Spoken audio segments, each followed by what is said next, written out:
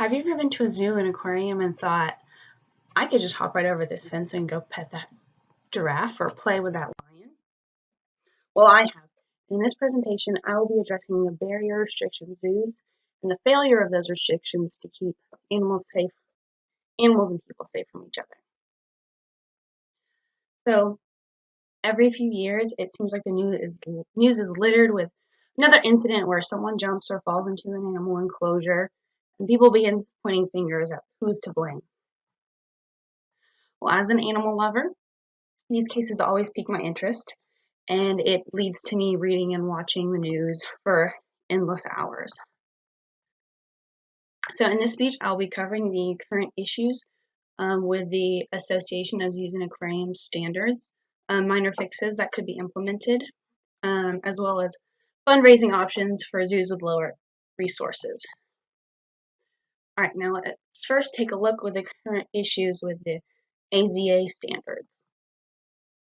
One of the most famous and recent enclosure breaches is going to be the 2016 incident with the gorilla Harambe, in which the 3-year-old boy Isaiah accidentally fell into the enclosure, and the cost of his rescue was Harambe's life, reports Local 12 of 2016.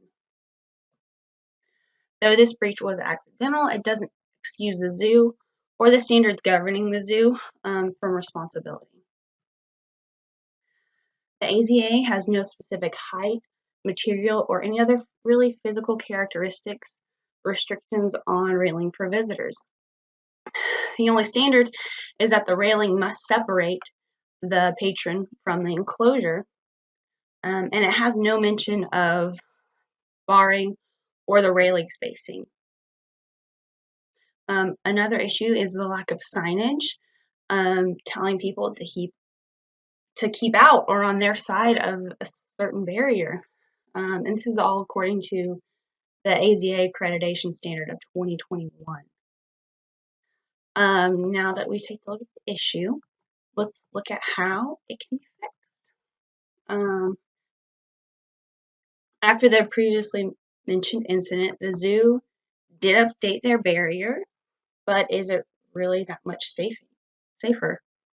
I suggest that all enclosures where a risk of breach is present should require an update to their standards.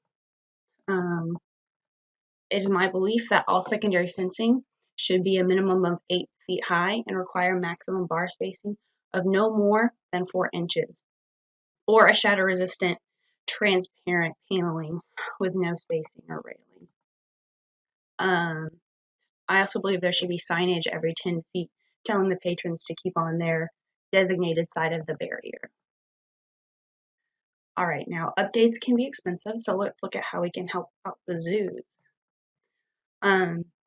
Many zoos are nonprofit and do rely on donations and don't really get much in the way of ticket sales, especially for massive updates.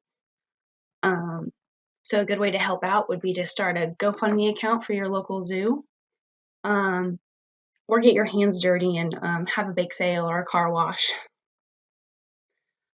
There are many risks that accompany owning and running a zoo, and it's important that the AZA is held responsible for raising its standards.